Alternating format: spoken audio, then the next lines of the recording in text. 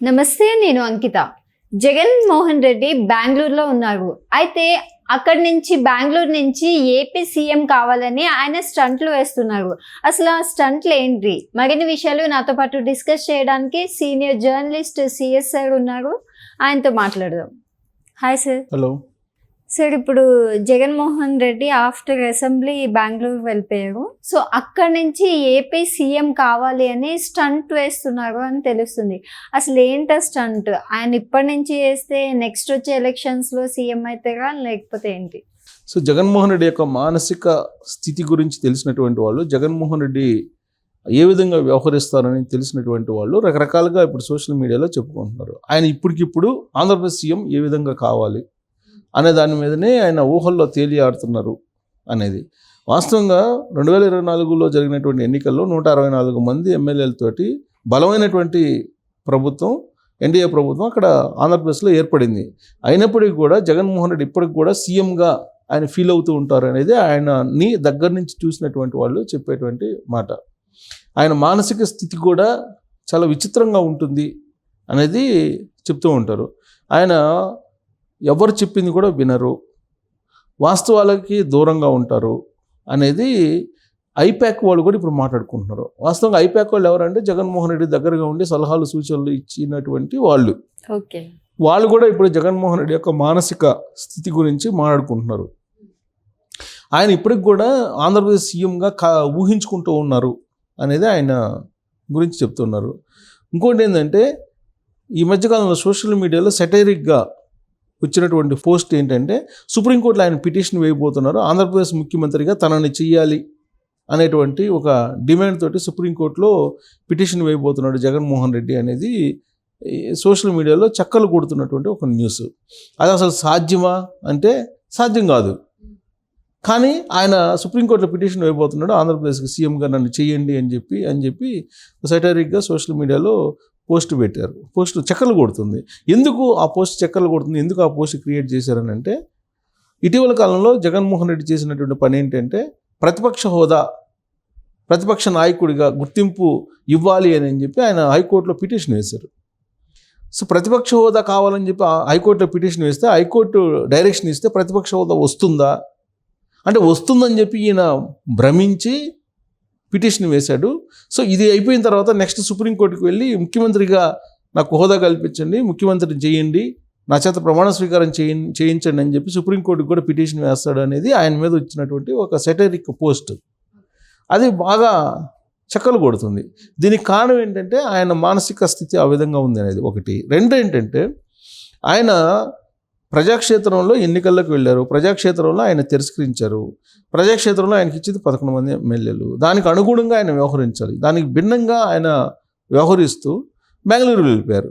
బెంగళూరులో ఆయన కొన్ని స్టంట్స్ వేస్తున్నారు అనేది ఇప్పుడు లేటెస్ట్గా వస్తున్నటువంటి న్యూస్. ఏంటి ఆ స్టంట్ అని అంటే, ఆయనే బెంగళూరులో ఉండేటువంటి 30 ఎకరాల హౌస్లో ఆయన ఒక అసెంబ్లీని తయారు చేసుకొని, ఆ అసెంబ్లీలో కొంతమందిని ఈయన మానసిక స్థితికి కొంచెం దగ్గరగా ఉండేటువంటి వాళ్ళని పిలుచుకొని అది అసెంబ్లీలాగా భావించి అక్కడ పార్టిసిపేట్ చేసినటువంటి వాళ్ళని ఎమ్మెల్యేలుగా భావించి ఆయన ముఖ్యమంత్రిగా చైర్లో కూర్చొని స్టంట్లు వేసుకుంటున్నారు అనేది ఇప్పుడు లేటెస్ట్గా సోషల్ మీడియాలో వైరల్ అవుతున్నటువంటి న్యూస్.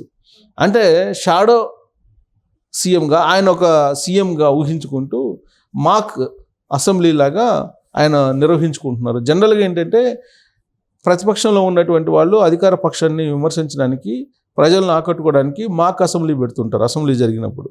అలాగే ఈయన బెంగళూరు వెళ్ళి బెంగళూరులో ఆయనకు ఉండేటువంటి ప్యాలెస్లో ఒక అసెంబ్లీని క్రియేట్ చేసుకుని సెట్టింగ్స్ చేయించుకొని దాంట్లో ఈయన సీఎం చైర్లో కూర్చొని సీఎంగా ఈయన చెప్తుంటే అక్కడికి వచ్చినటువంటి కొంతమంది సభ్యులు, ఆయనకు మైండ్కి దగ్గరగా ఉండేటువంటి వాళ్ళు కొంతమంది ఉన్నారు వైఎస్ఆర్ కాంగ్రెస్ పార్టీలో, వాళ్ళని ఏదో అక్కడ బెంగళూరు పిలిపించుకొని ఇట్లాంటి స్టంట్లు వేస్తున్నారు అనేది ఇంకోటి వినిపిస్తుంది. ఇలాంటివన్నీ రావడానికి కారణం ఏంటంటే, ఆయన వ్యవహరిస్తున్నటువంటి తీరు. ఓకే, ఆయన కనుక సక్రమంగా అసెంబ్లీలో ఎమ్మెల్యేగా కనుక కొనసాగినట్టు ఇవన్నీ రావు. ఒకటి. రెండు ఏంటంటే, ఆయన రాష్ట్రంలో అల్లకొల్లను సృష్టించాలి అనేటువంటి ప్రయత్నం చేస్తున్నారు. దాంట్లో భాగంగా బెంగళూరు వెళ్ళి స్కెచ్ వేస్తున్నారు అనేది ఇంకొక న్యూస్ వస్తుంది. దానికి కూడా కారణం ఏంటంటే, ఇటీవల కాలంలో ఢిల్లీ వెళ్ళి ఆయన ఆంధ్రప్రదేశ్లో రాష్ట్రపతి పాలన పెట్టాలని చెప్పి ఆయన కోరుతున్నారు. అంటే రాష్ట్రపతి పాలన పెట్టాలని డిమాండ్ చేస్తున్నారు.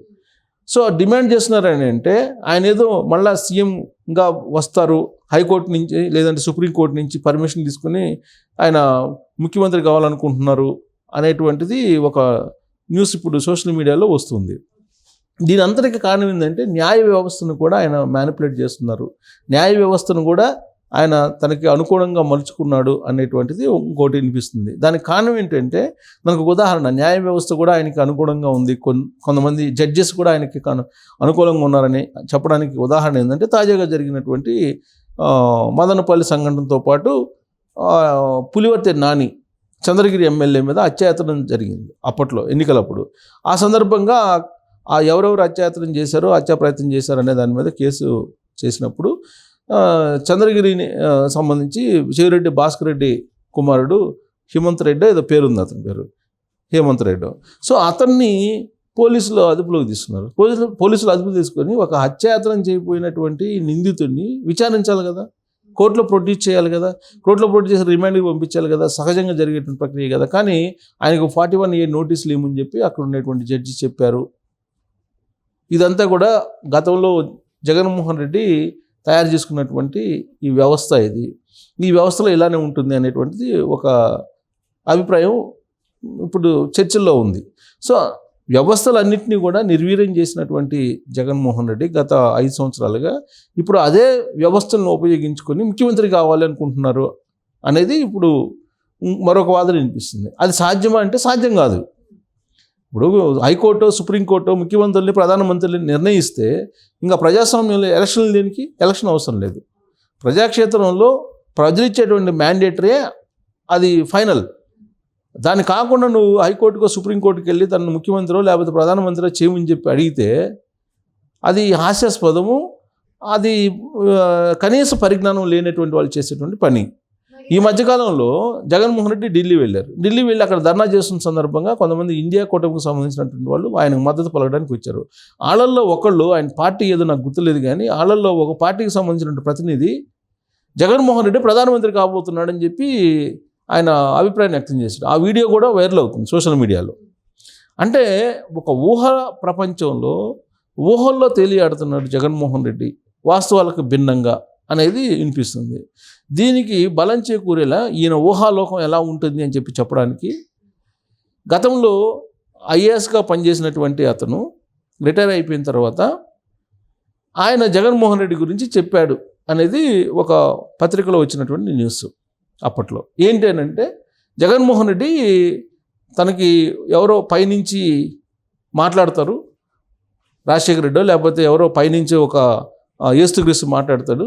ఆ యేసుక్రీస్తు మాట్లాడి తనకి ఎర్లీ మార్నింగ్ 3:30-4 మధ్యలో ఆయనకి ఎవరో వచ్చి చెప్తారు, దాన్ని బట్టి నేను వెళ్తాను, నాతో మాట్లాడతాడు యేసుక్రీస్తు అని జగన్మోహన్ రెడ్డి ఆ ఐఏఎస్ తోటి చెప్పినట్టు ఆ ఐఏఎస్ ఒక మీడియా అధిపతికి చెప్తే అతను ఒక న్యూస్ రాశాడు.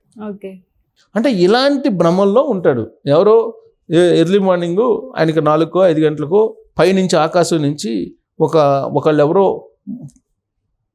ఆయనకి ఏదో బోధిస్తారు, అది ఇంప్లిమెంట్ చేస్తానని చెప్పి ఆయన చెప్పాడట ఐఏఎస్కి ఒకసారిగా అసలు ఏంది ఇతను మాట్లాడుతున్నాడని చెప్పి ఆశ్చర్యపోయాడు. ఈ విషయాన్ని ఒక పత్రికాధిపతికి చెప్తే ఆ పత్రికాధిపతి న్యూస్ రూపంలో రాశాడు. అంటే ఇలాంటి స్టంట్స్ అన్నీ చాలా ఉంటాయి జగన్మోహన్ రెడ్డి దగ్గర. సో కాబట్టి ఆయన ముఖ్యమంత్రిగా ఊహించుకుంటున్నాడు, ఇప్పటికి కూడా భ్రమల్లో స్టంట్స్ వేసుకుంటున్నాడు. ఆయన మరి బెంగళూరు ప్యాలెస్లో బహుశా అసెంబ్లీని ఆయనే సెట్టింగ్స్ ఏర్పాటు చేసుకొని ఆయన ఇప్పుడు దేవాలయాలను కూడా సెట్టింగ్స్ వేయించాడు ముఖ్యమంత్రిగా ఉన్నప్పుడు. వెంకటేశ్వర స్వామి టెంపుల్కి జనరల్గా వెంకటేశ్వర స్వామి దర్శనానికి వెళ్ళాలంటే తిరుమల వెళ్తారు, కానీ ఈయన తిరుమల కొండని ఇక్కడ తాడేపల్లిలో ఏర్పాటు చేసుకున్నాడు. ఏ టెంపుల్కి వెళ్ళాలన్నా ఆ టెంపుల్కి వెళ్తారు ఎవరైనా సరే.